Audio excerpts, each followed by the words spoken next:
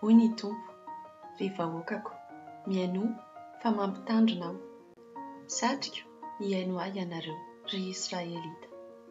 Aoka tsy hisy andriamanin-kafa eo aminareo. Aoka ny andriamanitra vahiny tsy hivavahanareo.